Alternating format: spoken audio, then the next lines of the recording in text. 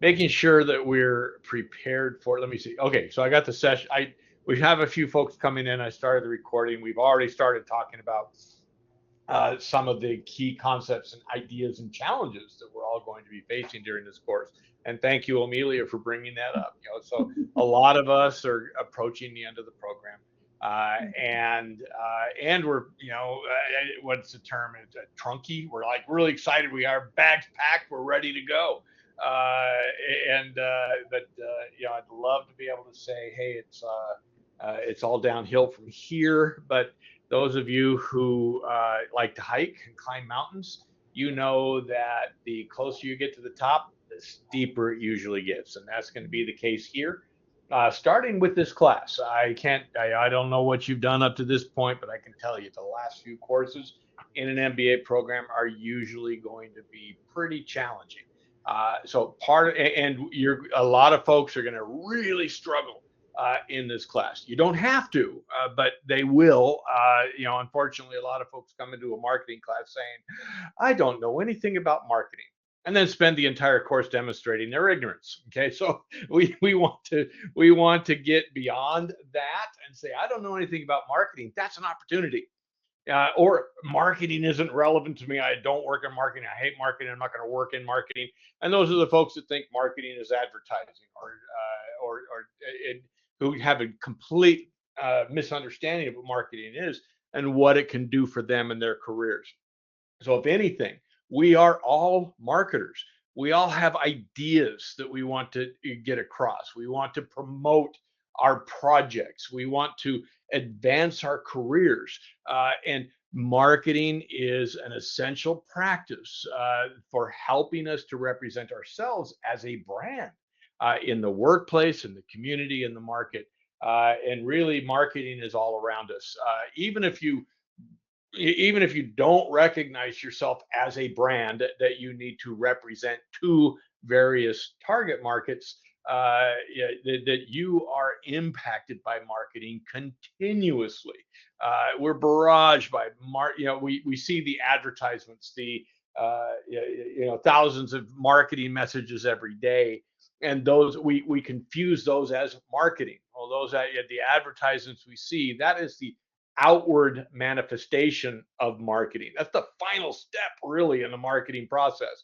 When we see an advertisement, we need to reverse engineer it and say, what were the decisions that went into developing that product and that message? How did they come up with the pricing strategies? How did they determine that I was going to be a target customer?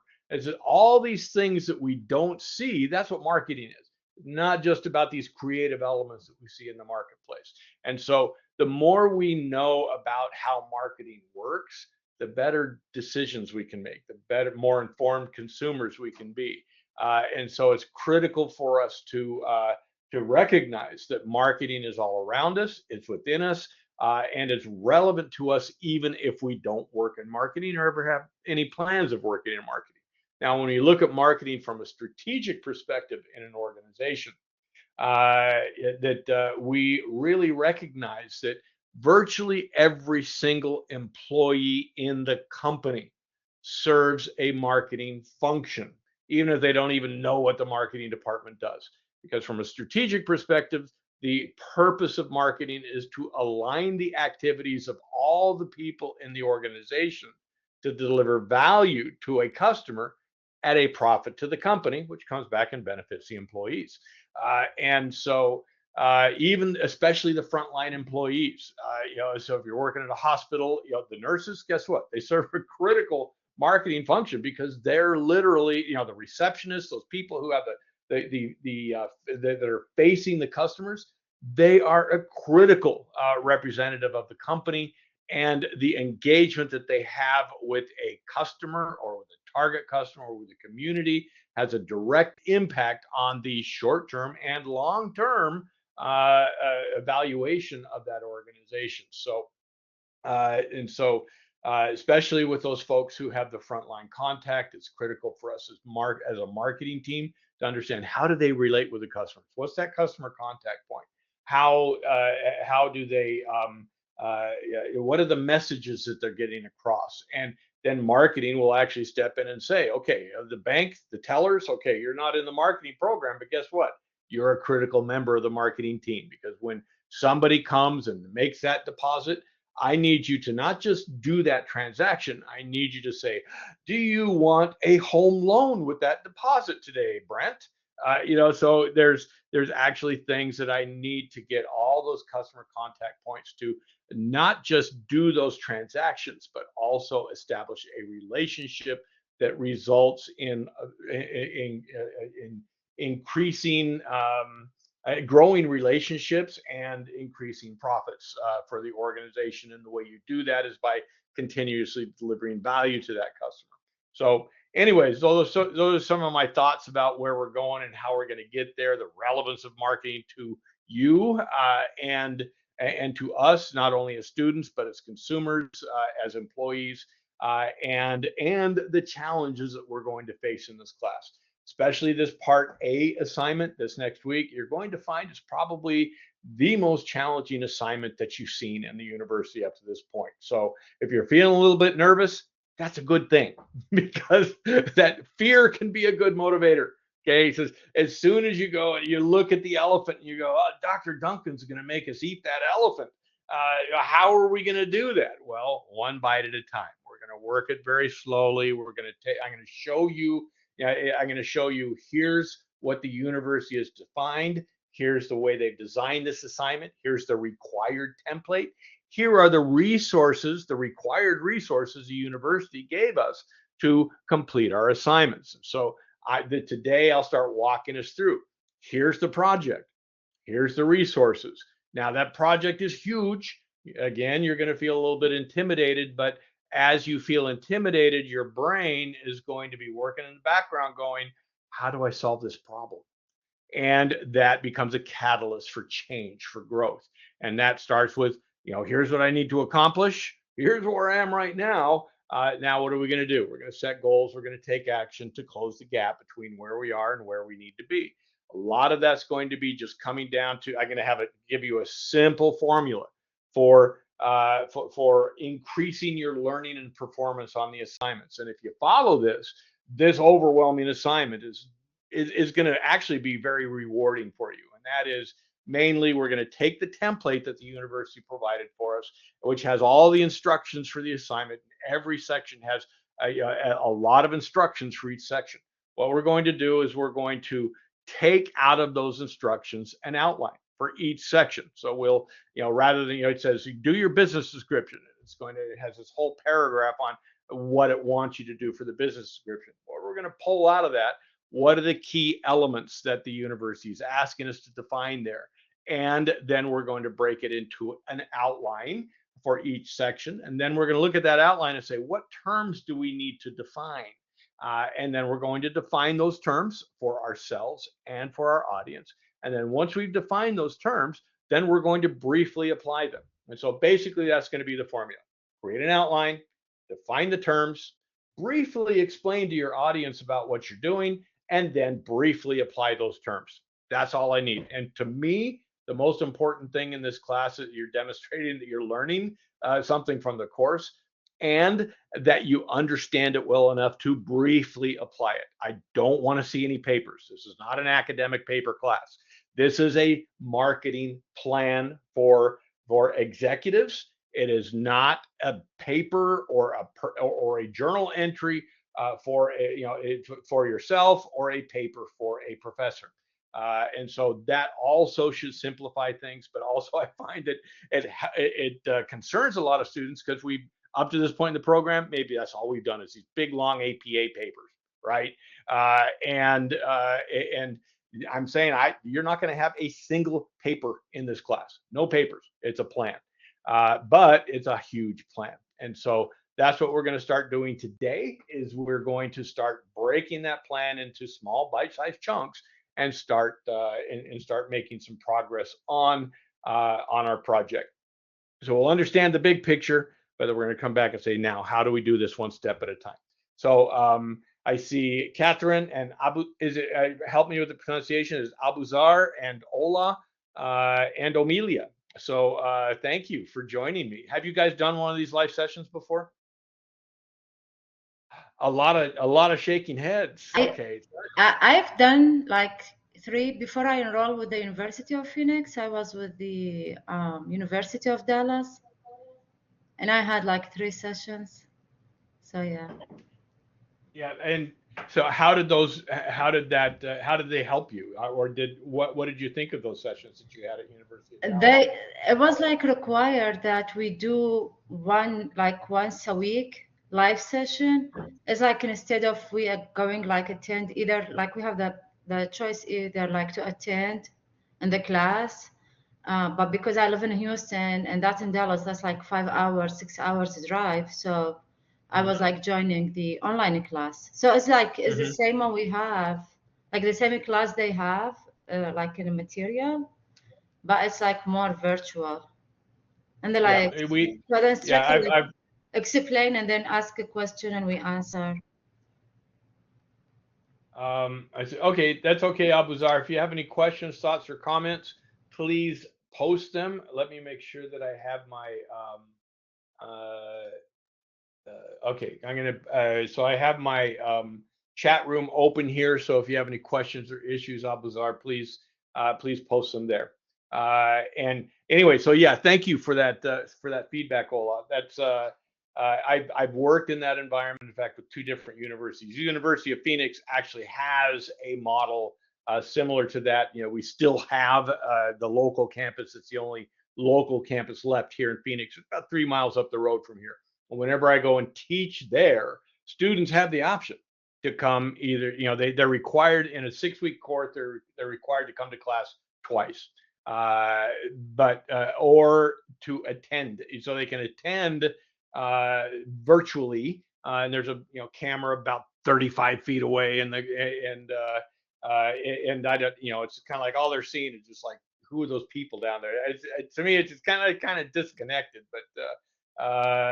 but yeah, the students can attend from home, and I really, to me, it's kind of like, yeah, you do either or. It's just kind of like having this. If you do the virtual classroom, that can be very enriching if the camera's set up well and the faculty knows how to engage with the camera and with the students out there in virtual land. And now I've also been in programs where students, they're not required to come to class at all. The faculty just sits there alone, sitting at a table, talking to a camera for 4 hours. But here, one of the things that I've found, I've been doing these live sessions for, it's been 7 or 8 years now. I did a lot of research, especially my PhD program on adult development and higher education.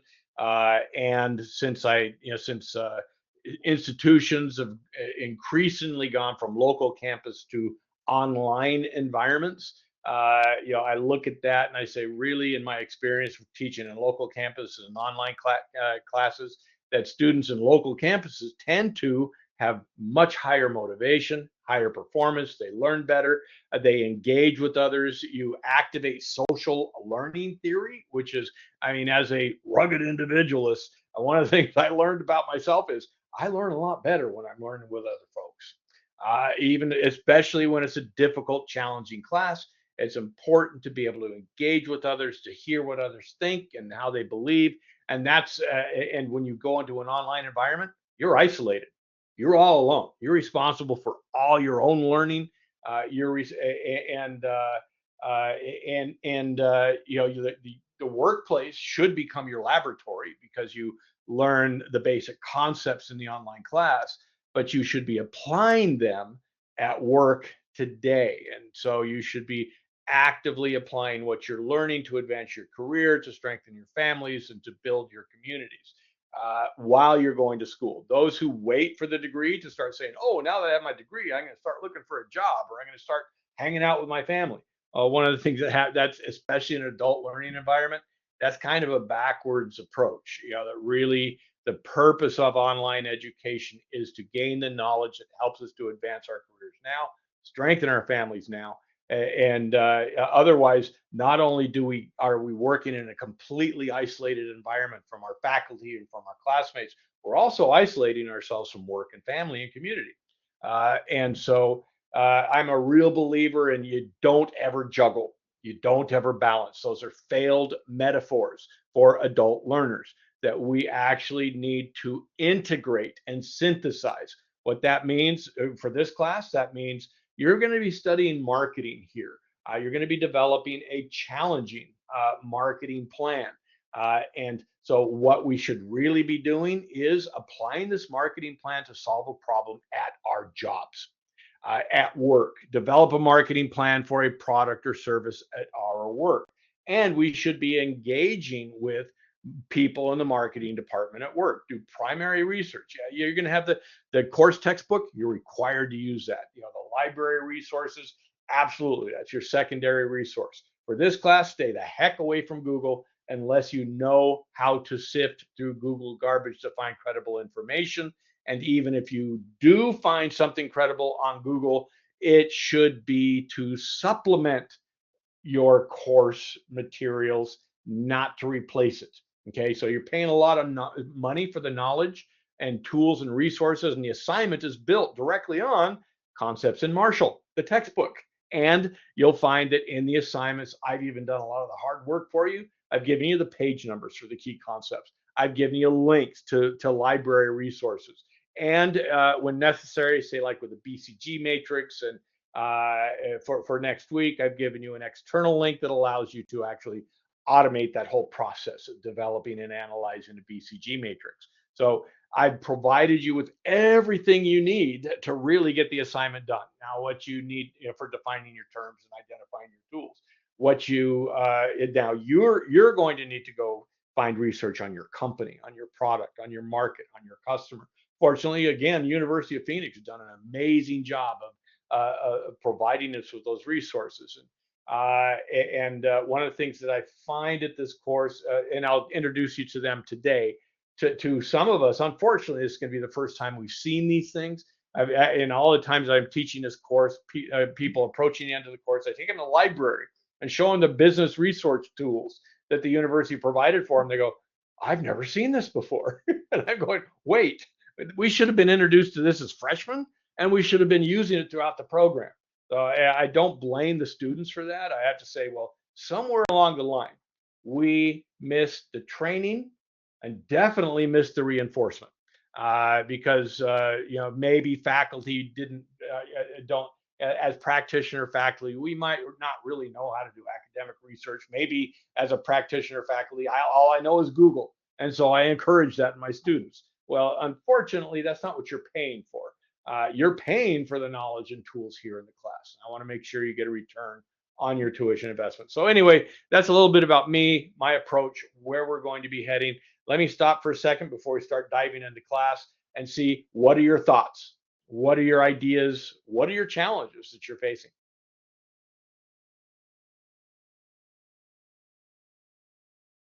I see some thinking going on out there. Any thoughts or ideas? Questions, Catherine? Mine is just going to be time management. Definitely time management with just life. Going on vacation, right? I'm out all next week with no service. So structuring to work ahead to get everything in and done. Yeah, working full time with a couple of kiddos. But I appreciate that it's not balancing. It's really figuring out how everything works together. They stopped. How old are your kids? 7 and 9. Okay, and that's actually a good age, because they're old enough to understand, or for you to actually actively engage with them, and to say, hey, let's dinner's over. Let's sit down and have some study time together. The dinner table becomes a study zone.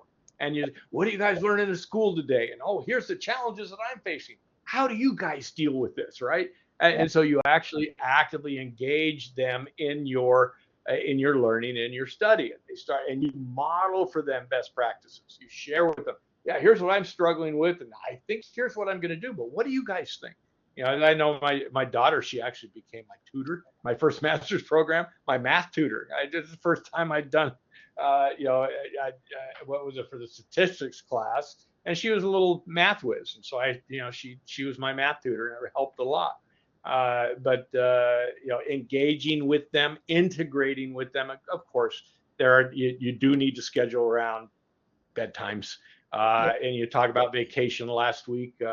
We did a 9-day cross-country RV trip with 7 people. Okay, so my daughter, my son-in-law, our 3 grandkids, aged 1, 3, and 4, and my wife and I, in an RV, Route 66 from Phoenix all the way to Nashville.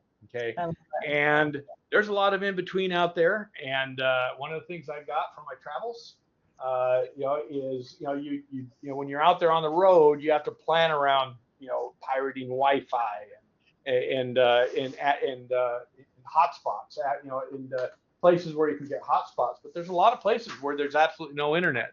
So this is what I picked up for my travels this year. This is my Starlink Mini. And and I found myself in really a bayou or a swamp out in the middle of Alabama.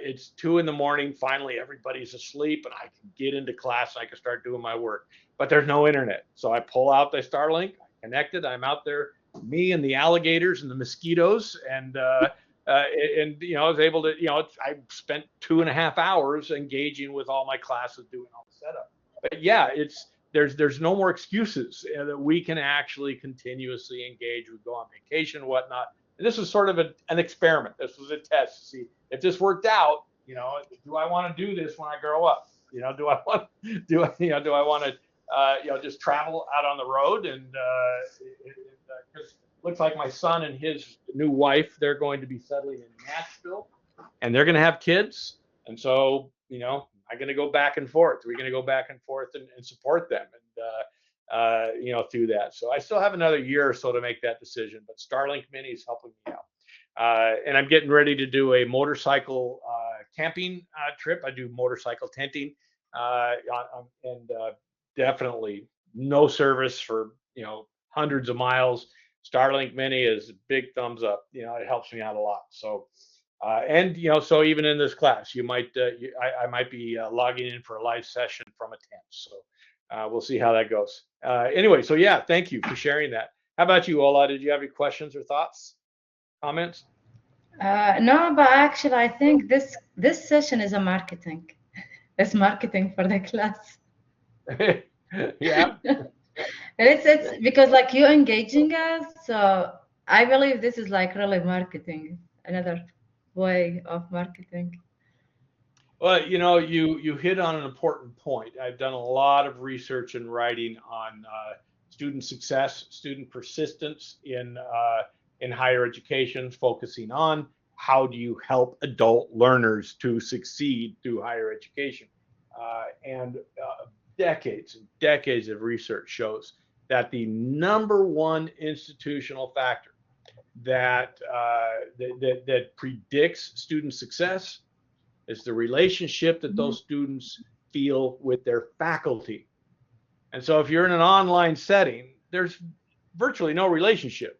Only time you really hear from the faculty is when they give you the feedback. Right. And then it's either going to be they rubber stamp the A's, or they throw at you a whole bunch of stuff and you go, whoa, what? And so feedback is usually a reactive process. To me, what you'll find is feedback is a continuous process. It starts with the university provides us with the framework, with the template, with the resources, with the curriculum, and then I provide you with the coaching, with the training, and explain to you here's my expectations, here's the process, here's how you simplify it, and then when you get the feedback, what's that based on? The instructions, the resources, and the coaching and the training that you had. So it's not ever going to be a reactive process with me. And then next week's live session, sit down, I'll give you feedback on what I saw in week 1 and show how that applies to making a more effective week 2. So we go through continuous feedback cycles here. As opposed to just the reactive feedback you have from an anonymous person that you've never met. and the only engagement you have is digital remnants of something, from somebody who might have been there a couple of days ago. So so this makes a huge difference, and Yeah. it helps to establish a relationship not only with your faculty, but look at your classmates, right? When was the last time you met a classmate? This is great. Okay, Back in so 2008. yeah, it's all about relationships. It's all about relationships, That's that right. establishing that social connection, putting humanity into an online setting, and activating social learning theory, and which I think critical for success in an online environment. And so one of the things that I find in the years and years of research I've done with these live sessions is that students who engage in the live sessions by watching or attending perform at much higher levels than students who do not. Correct. And they actually perform at higher levels than they would have if they hadn't engaged in the live sessions. And so it's all about increasing your performance and your satisfaction. And I want that satisfaction to be reflected in the student end of course survey. So it all comes back down to me, right? Sure. I think Yeah. it's also like it's similar to meetings. So like, before COVID, we didn't have like really a lot of virtual meetings, right? Like Yeah. everything was in person. Now it's on Teams, and like sometimes I'm asking them a question and I'll be like, "Are you there?" Like person A, "Are you there?" And they don't respond. Oh, my mic was muted. No, you were not there. I was Yeah. talking to Yeah. myself. Yeah. So Yeah, and engaging. Amelia was commenting earlier about that, about when she goes to her meetings, right? Amelia, tell us about the requirement at your meetings.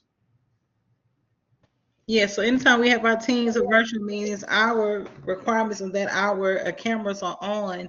So like for this is so diabolical, but I am also in proprietary education. So like this is not new for me. The only difference is now I'm the student. So I'm typically on the other side because I'm career services coordinator. So I'm typically facilitating, training. Mhm. So I get attrition is one and done in the classroom. So this is different for me, and I love it. And I agree with you. If the instructor makes you feel valued, heard, and if you prepare your students for success, you have higher outcomes. So I'm loving this experience, and this is the first All time right. bachelor's and master's with you guys. This is the first time I've had this experience, so I like it.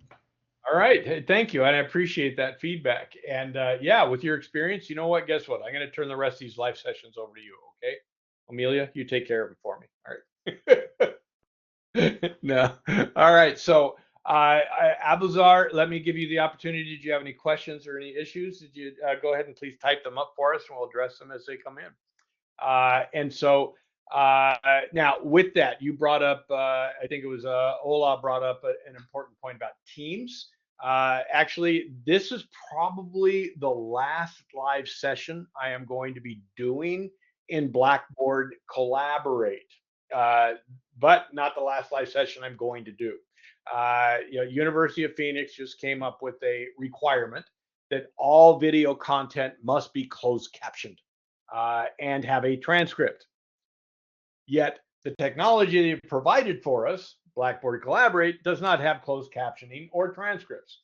Okay, so to actually generate those, it takes like 3, 4, 5 hours, sometimes days to generate those closed captioning.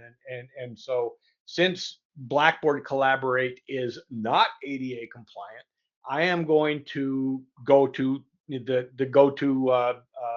standard tool for business. Next week, I'll be using Microsoft Teams. I've already set it up, and I have an announcement that we'll post tomorrow, and then I'll modify the live session posting to reflect the link. It'll be the same time, just a different link. Okay, so and also it's a standard tool for business, and it's good for us to go ahead and use that and learn that. Blackboard Collaborate has, I think, it served a good purpose.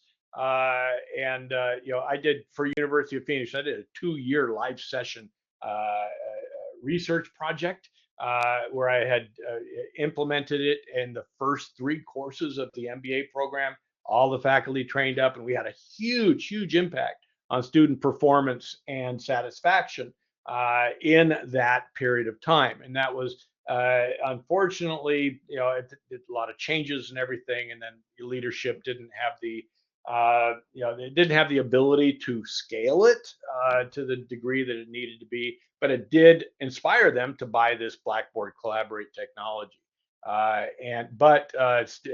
ADA requirements are pretty strict, and I don't see Collaborate anytime soon coming up with the technology we need. So I'm going to go to Teams, which is what I was using before. Actually, it started out with Skype. Remember the Skype days? So rest in peace, Skype. I don't believe anyone using Skype anymore. Yeah, no, they end up lifed it. Yeah. Microsoft acquired it, and I think basically what they did is they integrated all the video technology into Teams. They built an interface around it. Now there's no need for Skype anymore. So RIP Skype. Yeah, and I kind of preferred Zoom. It's a lot more straightforward. It has the AI integrated. It's a lot faster. It's a lot quicker. I mean, you open it, it's there. Teams, it takes like 20 minutes to get it going and activated, and it's really cumbersome. But it's the standard tool. We all have it as part of University of Phoenix, and we're going to use that. Okay, so anyway, so that's where we're going for that. Let's jump into the classroom now. Please don't hesitate to take yourselves off mute, ask questions, and provide comments. Let me see. There you go. You got it. So there you are. We've got you there. And I'm going to turn my attention over to this screen here and start us out. Key things here: the Connect activities, the readings. These are all set up and ready for you to operate. Understand that with your readings, one of the things I would recommend you do before you start with your readings is download the template, print out the template, and look and see, what do I need to know? And then once you know what you need to know to get the assignment done and to do your DQ, then go do the readings, because as you do the readings, you're going to be gathering those concepts and ideas that you need to complete your assignments. Okay, so don't say, oh, like, I can't do anything until I get the reading done, and then you get done and go, I can't remember where I found that, so I have to go to Google. Start with the end game and then go to the readings. And then, of course, with the readings, you're not doing line by line, word by word reading. You're basically answering questions. You're looking for concepts, ideas. You're answering questions. It's question-based inquiry, the way you should actually engage with the readings. I don't want you to read in this class. I want you to research. Okay, so key things I want to get to. This is bio on me, just so you can. I'm not going to go over it now. If you're interested, go ahead and read it.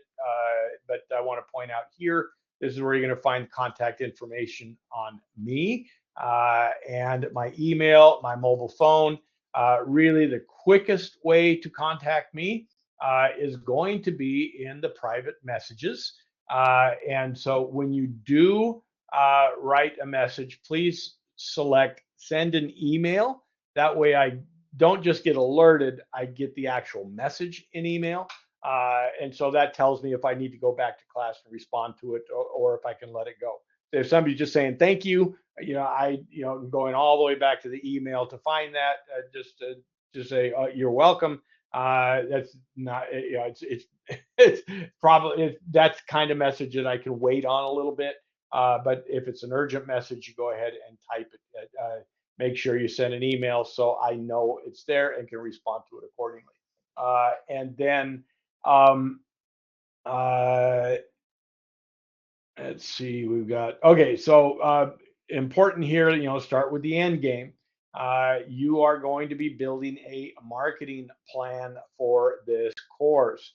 And now I've added each week, this is the required template. You're going to be using the same template every week. You're just going to be filling in different pieces of it every week. So, download this now.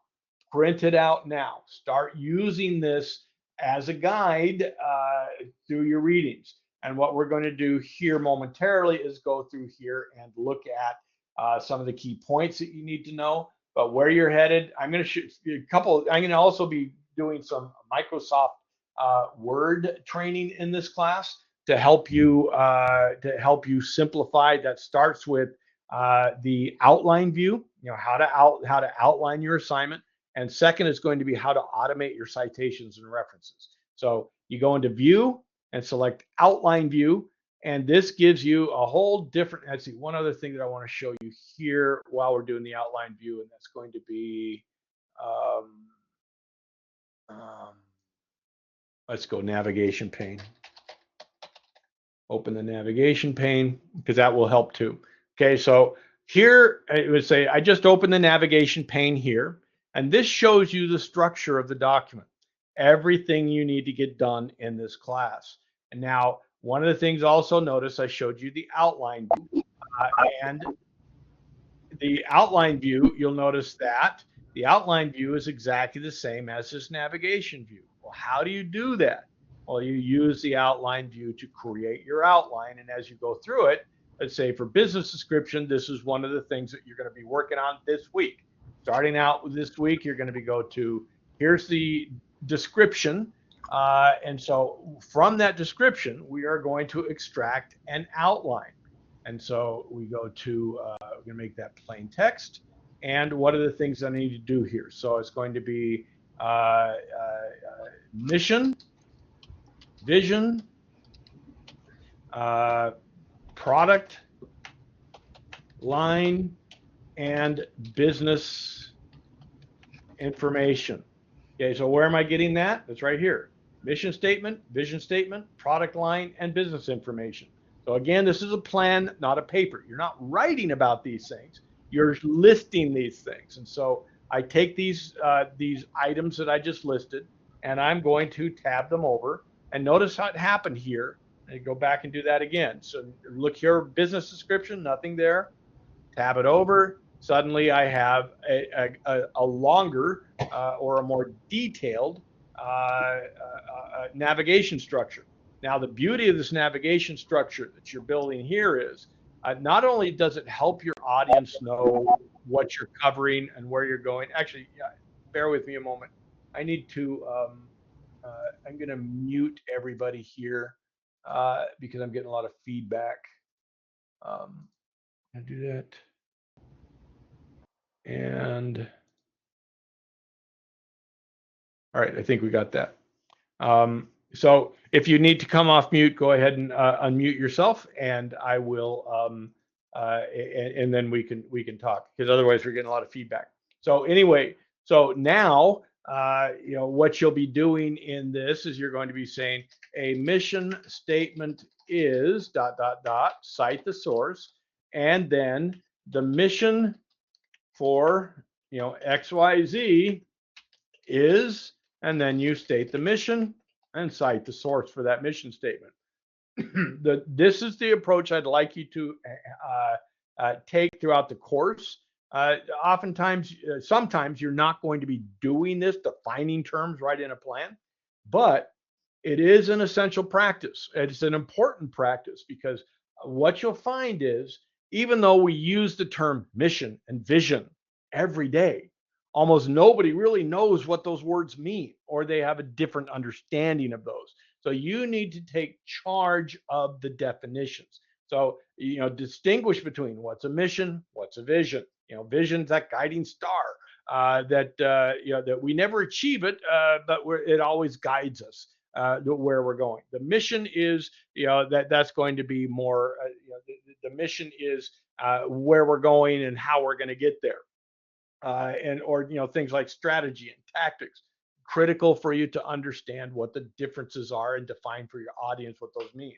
But also, this is something that I want to know that you're learning something from the course material. So define what a mission statement is, and then here you're going to say a vision statement is ... cite the source, and then you're going to say the vision statement for XYZ is ... and then you're going to cite the source. Okay, so that's basically what you're going to be doing throughout this assignment. And now, then when you are done, you don't want to leave instructions in an assignment that you give that you're going to turn into a professor, or that you're going to submit to your executives. So what you want to do here is look in the instructions and see if there's anything in here that I want, that I need for explaining to my audience what this is about. And so typically when you have projects like this, you shouldn't have a heading going directly into a subheading. There needs to have a transition. And so that would be this section, and then you describe what this section is about very briefly. You describe what it's about and explain what you're doing. And then you delete the instructions. Okay, so now this week also, as long as we're here, go into the other two sections you're going to be looking at this week. You're going to be looking at target markets and marketing tactics. And so in this case, this is going to be critical. A lot of folks miss this. So I want to start up front saying this is critical for you to define terms. Most people don't really know what a target market is. As you ask a CEO, who's your target market? Oh, everybody. No, that means that CEO doesn't have a basic understanding of marketing. You need to identify a specific audience, and that audience will drive your how you develop your product specifically for that audience, and how you message that product, and how you get that message and the product to that audience. And so in this case, we're going to say a target market is ... cite the source, and then you're going to explain what you're doing. At this section describes the demographics, geographics, psychographics, behavior usage of the targets. And so that will be, again, we're going to go demographic, geographic, psychographic, and behaviors. And that's going to be the product usage. I just put it into simple terms there. And so, again, you're going to be saying, a demographic, or demographics means ... cite the source. And what you'll find is that there's at least a dozen different variables under demographics. It's the race, religion, culture, nationality, everything that makes up the diversity profile of an individual. You don't need to identify all of those. You need to identify what are the key characteristics that explain who this customer is. So demographics basically is going to be say, who are they? Geographics, where are they? Psychographics, how do they think? Behaviors, how do they make decisions? How do they engage with the product? Okay, so you'll be doing that same approach for all of these. And again, I don't want a paper. I want you to define your terms, and then briefly explain what you're doing, and then you delete the instructions. And then we get into marketing tactics. A lot of people struggle on this because we don't know we don't know what marketing is, let alone what marketing tactics are. So this is going to be important for you to define. Marketing tactics means ... cite the source, and then we're looking at a number of different variables here in the instructions. That's going to be how people find out about the product, and the other is going to be communication channels, how they get information, and what are we looking at here? Oh, buying process and budget. Okay, so again, where am I getting that? I'm pulling that straight out of here. And then once I have my subheadings, I am going to, marketing tactics means, okay, so I'm going to go there, and this section and then you describe what you're doing, and then people find out about the product in these following ways. And you were talking about 2, 3, but 3 to 5 bullets, no fewer than 3, no more than 5. Yes, can you please outline how you add the sections again? When I excuse me. So you know how marketing tactics was just one of the bigger sections? How did you note that back down to, because you hit tab, like under demographics, you have demographic means. How did you make that like a smaller heading? Because when I hit enter, okay. So when I say right now, when I do a return like this, it just creates another subheading, right? Yeah. Now what do I need to do is I just make that regular text. So make it normal. Thank you. So or this button also. Let's say marketing tag like this. I don't want this to be a subheading. That's going to be text. And so I can come up here. Here's the buttons that I use to make different levels of headings. See how that works? Yep. Level 3, level 4. Now I want to actually have this just be body text. Click that button, it's body text. Does that make sense? Yep. Thank you. Okay.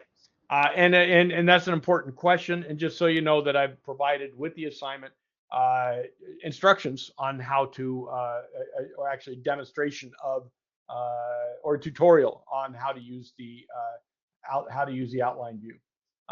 And anyway, so you're going to do the same approach. How people find about the you're going to list 3 to 5, no fewer than 3, no more than 5, and communication channels, again, no fewer than 3, no more than 5.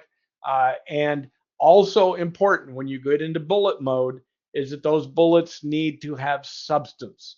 2 and 3 word bullets are not substantial.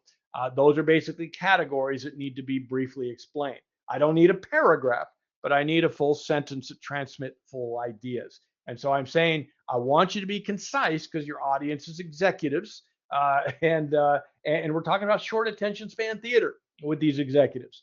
But we need to provide them with sufficient substance to transmit full ideas concisely, but not cryptic.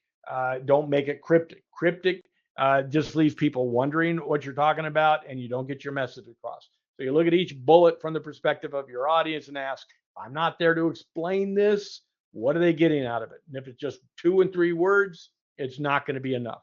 But if it's a full 5 paragraphs, that's way too much.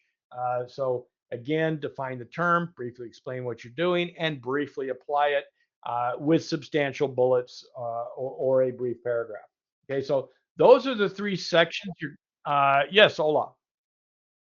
So I'm kind of lost. I don't know what I missed. I don't see week 1. Like, is it we just do week 2 right away? No, this is what I'm going over right now. Really, is what these are the 3 areas that you're covering for your week 1 assignment. Okay, so as long as we open the template, I'm taking the opportunity to show you here's where we're going, how we're going to get this done. I'm going to back up here a little bit. Abuzar, go ahead. You had a question? Yeah, I think the confusion is if you look at on the top, it says week 2. It never says week 1. Yeah. In your week 1 assignment is to complete part of part A. Okay, so so giving you the opportunity to get a head start on your week 2 assignment. So basically, in week 1, you're doing these 3 sections of the assignment. Next week, you're going to build on that. You're going to do an environmental analysis, huge. You're going to be doing a SWOT analysis, also huge, and you're going to be defining your marketing objectives. Now, going on down the line in week 4, you are going to be looking at market data analysis, and it's going to be coming down to basically saying internal data is, and this table explains the following. And then you fill in 3 items on each of these tables. So you'll be defining internal data, primary data, secondary data, etc. And then in week 6, actually in week 5, you're going to be doing this section of your part C. Week 5, you have the opportunity to work on your marketing communications channels. But in week 6, then you will finish it up with all of these. You'll identify. And then one of the things here, when you're defining your target markets this week, I want you to pick one single target market, just one, and define it. In fact, I'm giving you an important resource here. It's in the Claritas zip code lookup. And this is going to be kind of a little bit of a Claritas zip.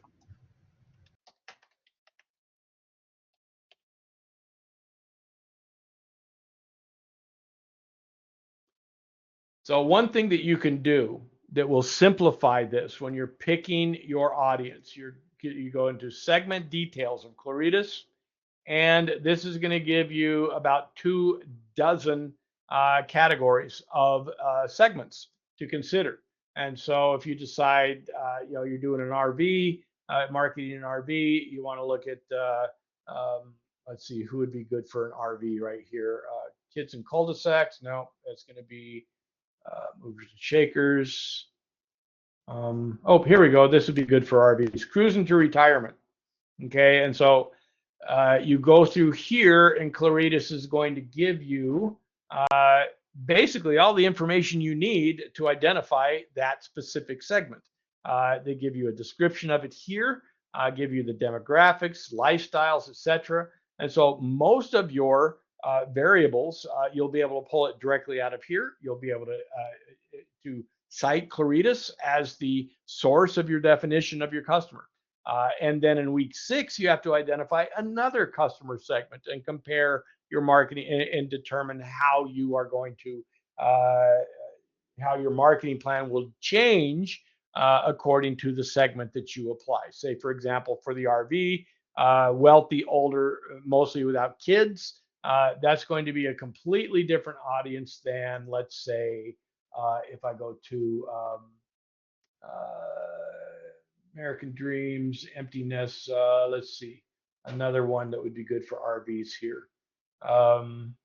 Kid Country USA, okay? Go on a lot of vacations. They need a way to take their kids out on vacations and go camping, okay? But Kid Country USA, they have a completely different income. They live in different areas. They have different stages of their life. And so the product and the messaging and the communication strategies will be completely different, even though the product may be similar.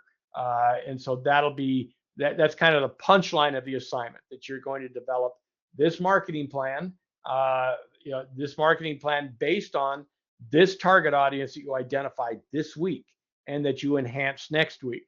And then later on, you're going to say, what is another segment that I'm going to reach here? So anyway, that was, so that's an overview of the entire project. Let's get back to your point and say, well, how is this relating to week 1? What are we doing? Well, that starts with week 1 apply. We're going to be looking at, again, you download the template. Students who don't use a template, I'm just going to send it back. And I say, please use the required template. This is not my template. The University of Phoenix template. This is a signature.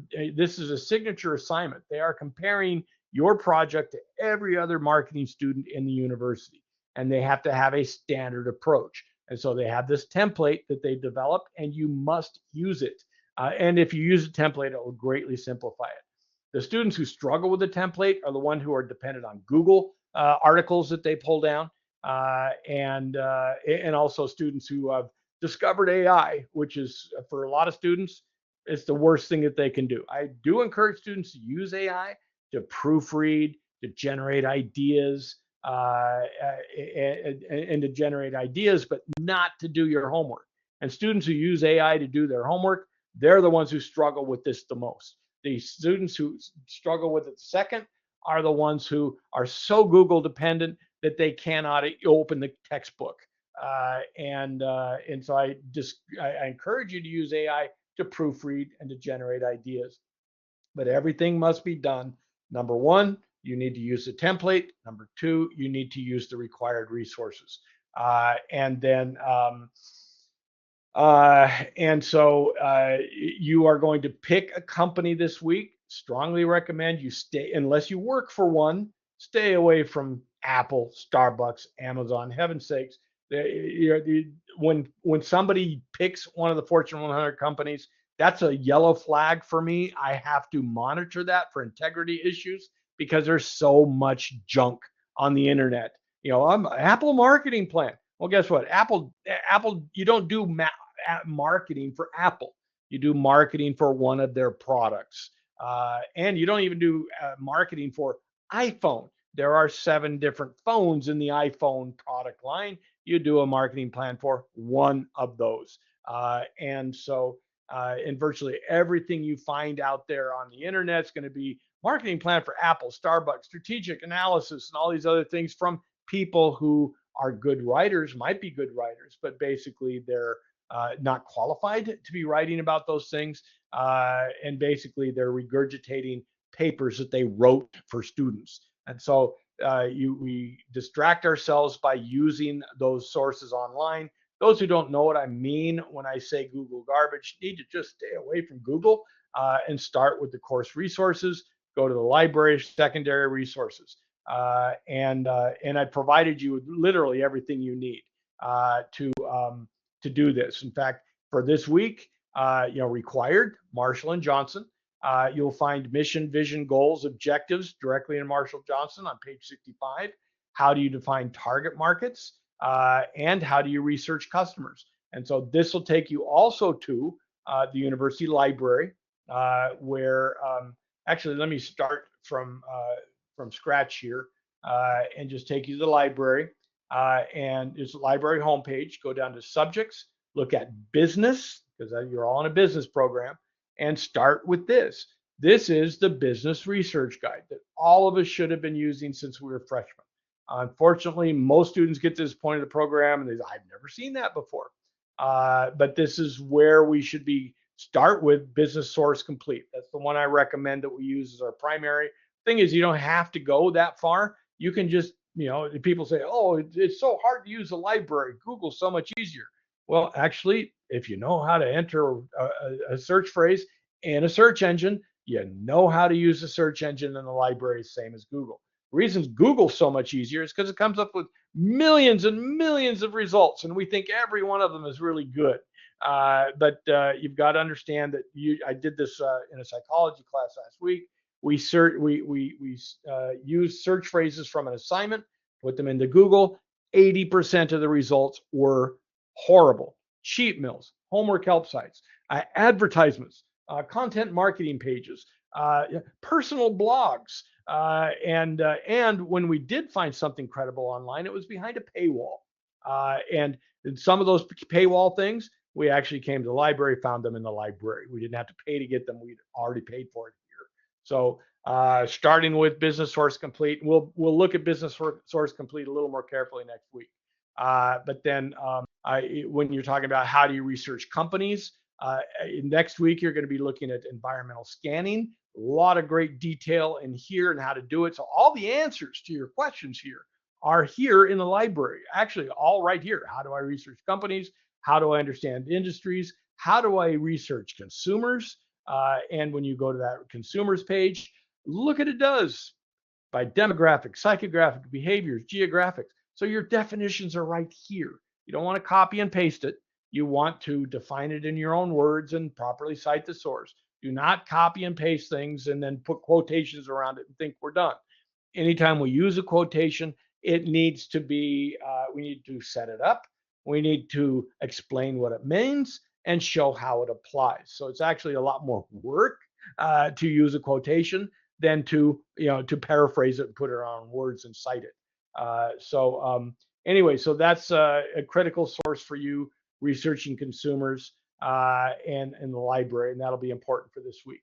Now, I've also provided you with the Microsoft Word training on on how to automate citations and references. And if you want, I can do a quick tutorial on that or demonstration on that before we finish here. And then also there's the Microsoft Word outline view training that shows you how to use the outline view to build your navigation structure. And then with every assignment, I usually have students who like to work ahead. So I provided you with a pre-recorded live session here for those who like to work ahead. So that's where I think so with this, you're going to pick your assignment. Your deliverable is going to be describe the business, define your target markets, and explain the marketing tactics. Those are the 3 areas that we went over here. Describe your business, current target markets, and current marketing tactics. Okay, so does that help clarify it a little bit?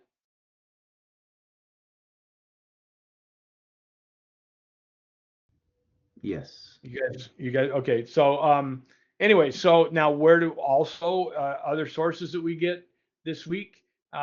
You have the definition of marketing is going to be here in chapter 1.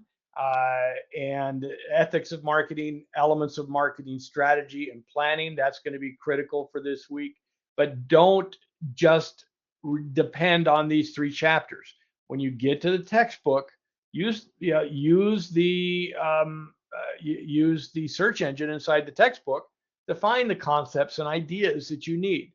Again, I provided you with some of those in the assignment description. So you scroll down here, and some of the page numbers are here. And if your pagination is different than mine, then just look it up. Use the search engine to find the exact spot in yours. And how do you segment consumer markets? How do you segment business markets? And so that's where you're going with the week 1 apply.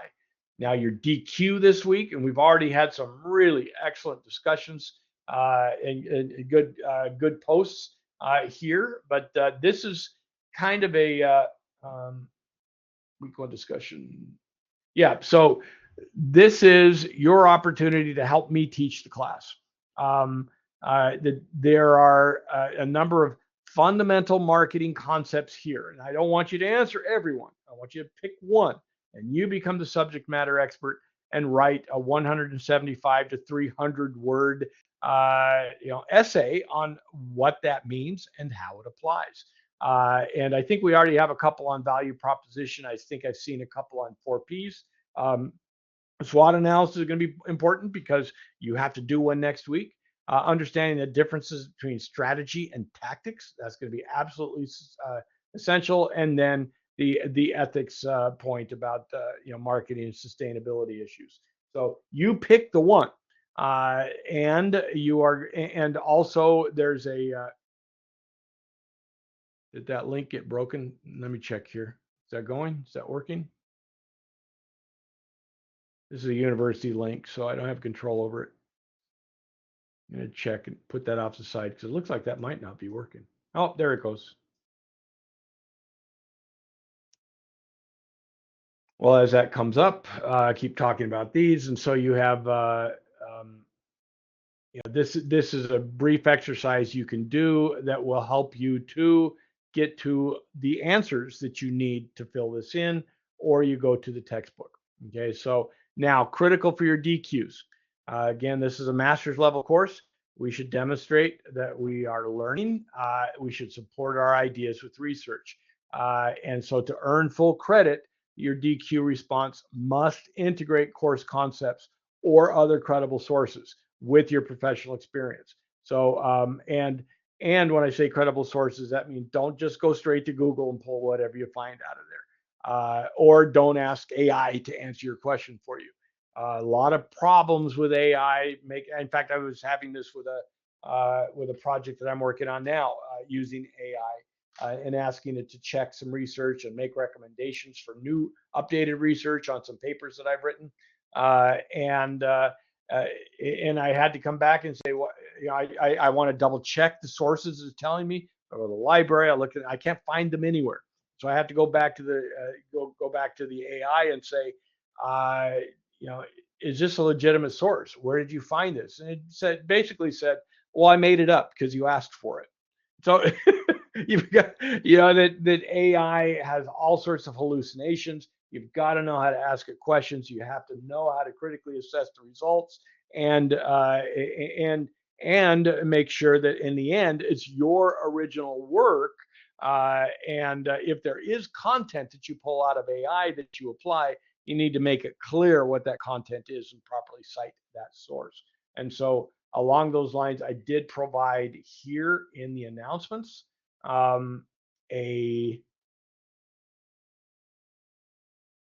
so I'm having some connection issues here where the server's going whack.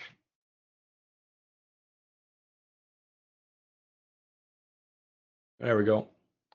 All right, so I have this coaching note on how to use AI effectively, and making sure that we you understand what the student code of academic integrity is, and basically you don't use AI to do your homework, and you can use it as a research buddy, as a writing coach, amazing writing coach, to help you generate ideas. And help you to summarize tricky concepts. And, take this concept, I don't understand it. Put this in words that a 5-year-old could understand. And AI does a really good job of doing that. And then also properly cite the sources. And in this course, you are paying for the premium courses in the course, and AI does not have access to the library resources. AI cannot access the textbook. Those are behind paywalls. Those are premium resources. AI only has access to the same Google garbage you have at the end of a Google search, and which also brings into question a lot of the concepts and ideas it generates. It depends on whatever gets put into it. And people are also already starting to manipulate that and feed it all sorts of garbage information. Just like Wikipedia. You cannot trust Wikipedia because there are actually activists who are continuously in there changing the response, the posts in Wikipedia to promote certain ideologies, and the same thing's happening with AI. So you have to be really careful. Use the course template. AI can't use the template. You're required to use the template. Use the live sessions resources. If you know how to sift through Google garbage, make sure that you use it to, you definitely need it to research your client, your competitor, your product or market, but make sure you scrutinize those resources, and they can supplement, but not replace the premium resources in the class. And just as you can use Google to find sources to supplement research, you can use AI to support your research, to generate ideas, proofread your work, but not to do your work. So you need to be transparent about your use of AI. And then I also have some, 3 coaching notes if you're interested in exploring further on the proper use of AI in the classroom. So anyway, I've covered a whole lot very quickly. Let me pause there for a second and see if you guys still with me? How are we doing? Are you feeling overwhelmed or frustrated or good? Abazar, good to see you. See you came on. Yeah, Feeling thank you. lost. Okay. So how are we doing? What are your thoughts? How are you feeling? What's going on? I'm feeling lost. Feeling what? Lost. Lost? You're feeling lost. Okay, so how can I help you find yourself? I don't know. I need to figure it out. Like I need to look up the recording again, go like more in details. I'll see how it works. Yeah, because I know that. Can you give me? Where are you lost? Where are you feeling lost? Do you know what? Let me ask. Let me ask. Back up here. Do you understand what you need to do for the DQ this week? See, I think we need to pick one thing and Yes. talk about it, right? Pick one concept. Yeah. You become the subject matter expert. Go to the textbook, define the term, explain how it applies. 175 words. Support it with research. Yeah. Does that make sense? Mm-hmm. No, but like the homework is more like you pick three bullets and then like we have to describe. I don't know. It was like maybe because I need to look at it again.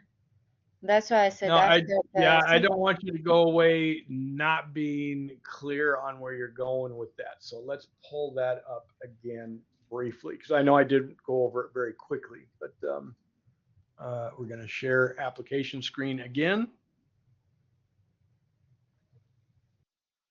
Yes, Abuzar. Yeah. Also, before we get to that, and of course I had some technology challenges, so I may have missed something. But if you could share anything, how do we pick in the company? Do we have to go through library resources, or? That's up to you. Okay. If your last term, actually, I had 3 students who are starting their own businesses. Mm-hmm.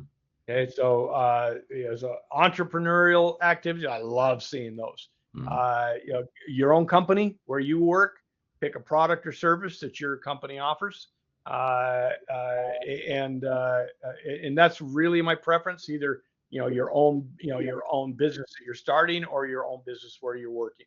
Make it relevant to you.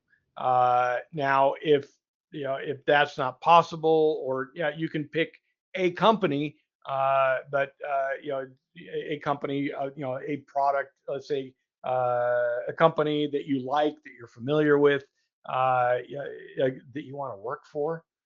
But let's say for those who decide, oh, I'm going to do Apple, I have to ask, are you ever going to work for Apple? Do you work for Apple? How relevant is that to you? And I want this to be relevant. So it's up to you to pick it. And for those who can't go beyond Apple, got to do Apple, they pick an Apple product. Okay, not Apple company. Marketing isn't about marketing a company. It's about marketing a product or a service. That way we simplify it immensely. Okay, so doing a marketing plan for a company, completely different course. Okay, and we don't want to go there for this class. And those who say, "Oh, I'm going to do Starbucks," well, no, pick a product of Starbucks. What is what is it, the mocha frappa? What is it called? Mocha frappuccino, cookie mocha frappuccino, or whatever. Okay, that's your product. That's what you're going to do for this course. So is that helpful, Abuzar? Okay, and so let me quickly review this again. We're going to go to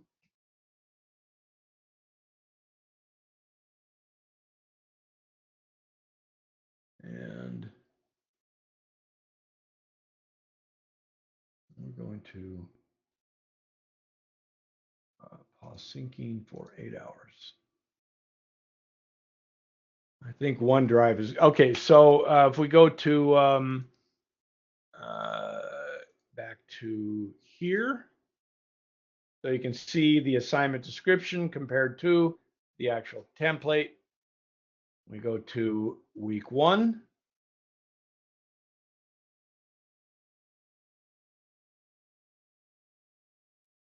And apply. And you download the template here. And you are going to pick a company. Now, ultimately, that you pick a company, but you need to focus this on a product or service that company makes or offers. And then you are your deliverable is to complete these 3 sections: business description, target markets, and marketing tactics. So I went to this step here, providing you with the actual outline that you need to build over here. So I built that into the assignment for you. And so you're completing these 3 sections for week 1. This is getting a head start on your week 2 assignment. Okay, so we went into business description, and we looked at the assignment definition. We pulled from that assignment, the instructions. We pulled from those instructions this outline. And what I want you to do is briefly explain what the section is about. And then for each item, you're going to define the term, and then you're going to apply it. So a mission statement is X, and the mission for XYZ company is as follows. And then that something you can copy and paste. And then, but make sure you properly quote it, and properly cite it. Okay, same for each section. You're taking the instructions and you are pulling an outline out of those instructions, and then you're defining your terms, and then and then applying those terms. So so that's where we're headed. That's a quick review of where we're headed. Is that helpful? Is that helping to clarify a little bit? I think it was Ola who had that question. I guess we just lost her. I don't know, everybody else, is that helpful to review that again for you? Yes. Okay. Mm-hmm. Yeah. Now, the one other thing, if you need to go, I understand, because we've gone over a little bit. But one other thing that I would encourage you to do, and we'll go over this more detail next week, but that's this the thing of automating your citations and references. Okay, so I'm going to take this. You should be coming up. View, and I'm going to put this in regular view here. And this is where, make this a little bit bigger. And this is in this project throughout the next 6 weeks, you're going to be gathering a lot of research, a lot of sources, and it's going to you might end up having 15, 25, 30 different sources, and manually managing those is going to be really challenging. And so this is a tool that really we should be introduced to as freshmen. It would save you hundreds of hours in the course of a program. Unfortunately, it's one of the, even though it's a fundamental basic tool of Word, almost nobody knows it even exists. And so, but it'll become a differentiating factor for you if you can spend 10 minutes to learn how to use this feature. And that is under References tab, you have this section called Citations and Bibliography. And the heart and soul, this is where you select what's the style, the attribution style I need to use. So, APA is an excellent training tool that we use here at University of Phoenix, but you're never going to use it outside of academics, or if you're trying to publish in some publications, you'll use APA. Otherwise, in business world, you're probably going to use something like IEEE or ISO 690 numerical reference. But here we're using, when you automate the process, you can hop back and forth between each of those. But to keep things simple here, just start with what we're going to do first is use the managed sources. This is the heart and soul of this feature, where you say managed sources, and this is a database that's built into Microsoft Word. And on the left side are all the references that I've entered before. Those of you who use the citation and reference generator, you already know how to use this, because it's just a matter of saying you select the type of source, the book, you enter the author's name, information about the publication, okay, and that becomes part of your database and part of the document. And you enter it once, you use it forever. And so in this case, I've already entered Marshall, and so I select Marshall here, copy it over, and let's say if I'm going to do, let's pick another source here. There we go. That's a good one. Okay, so I have 2 sources that I've just moved from my database into this document, and then whatever, my company information, it might be something that's going to be from their website or a document from a website. Fill out that information, select OK, it becomes part of my document. Now I have these 2 sources in my database. I come out here and I'm going to put the cursor where it needs to be, and that's always going to be before the close punctuation. Then I'm going to say enter the source. In this case, again, it's going to be, put the cursor where it needs to be before the close punctuation. insert the citation. That's Belch and George. Now, in this case, I have a quote that I'm going to be applying and manually put the quotes around it. And then I'm going to right click, edit the citation, put the page number, and there we have correctly cited. It's correctly cited for a quotation.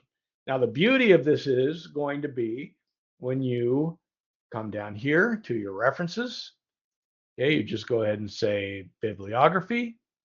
And since this is APA,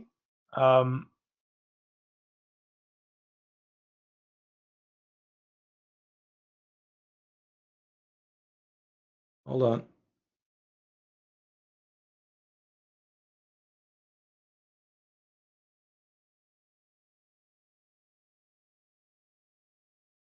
Bear with me. Okay, so since it's now bibliography, then we say references because it's APA. And then I just select references and it automatically correctly formats the references for me. And as I add citations, let's say later on, I'm going to add another source here. Let's say manage sources. We'll go here, American Marketing Association, add that. Then I'm going to apply that citation. Then I just right click here, update the field, automatically builds each week or each reference that I apply. I don't have to create a new references page. I just need to right click. It automatically takes care of it for me. So that's just a very brief demonstration. I provided you with a link to the training on that. And I'll go over it in more detail next week as we start working on the week 2 assignment. But I'll cover that a little bit each week. I'll cover the outline view, and I'll build more on the automated citations and references. So that was it for me. Sorry to take you over time. Thank you, Abuzar. Glad technology started to work. Amelia, Ola, Catherine, thank you so much. Ola, I know you dropped off there a little bit. Yeah, that helped. Thank you so much. Good. Appreciate it. No, I appreciate you, and that's what I'm here for. And yeah, and honestly, you just officially end. Gone overtime. But anybody have any additional questions or issues or comments, I will hang out with you as long as you need me to. So thank you so much. Appreciate it. Thank you. Good night. Have a nice night. Thank you. Bye.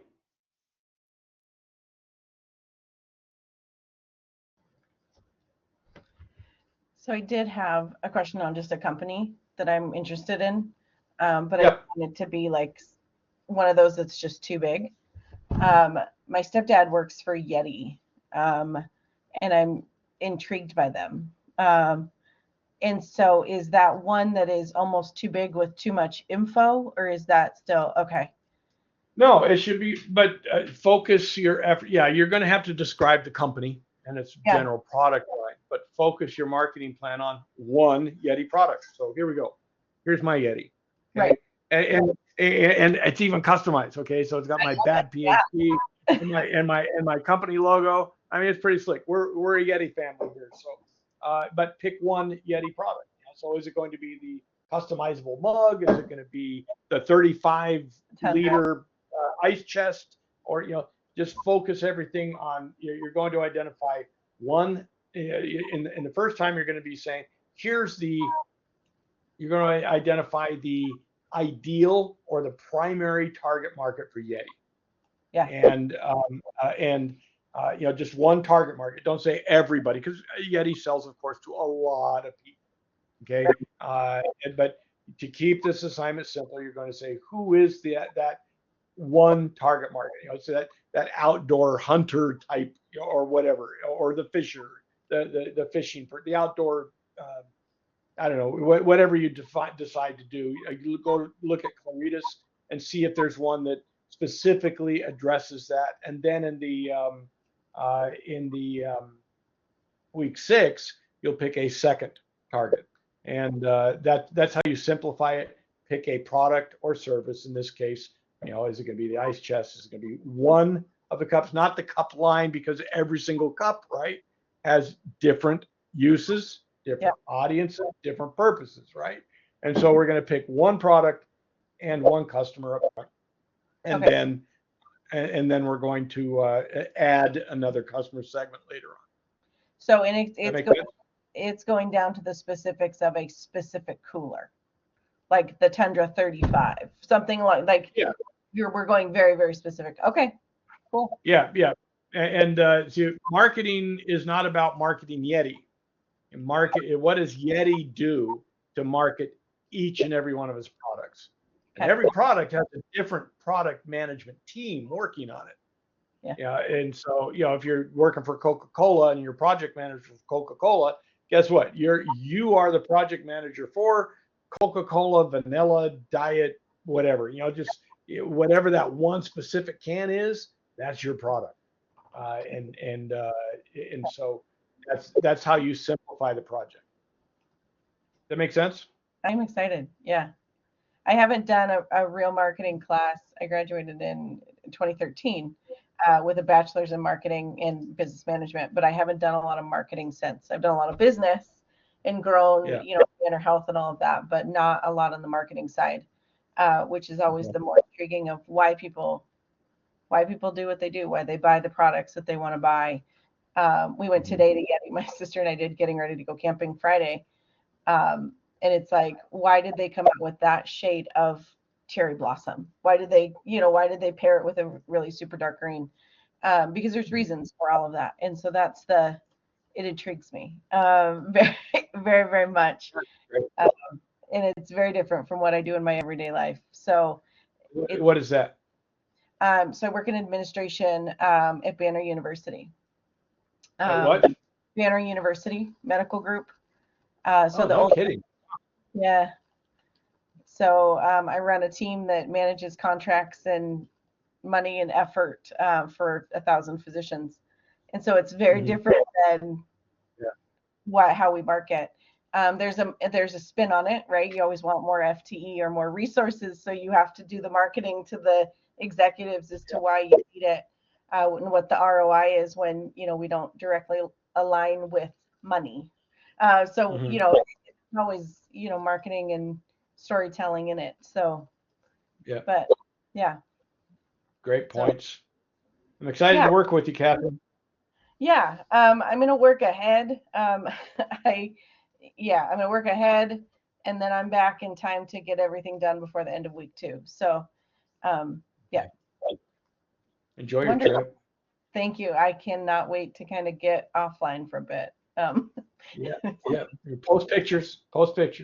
Absolutely. It's going to be so much fun. So, all right. Thank you so much. All right. Take care. Bye. Bye.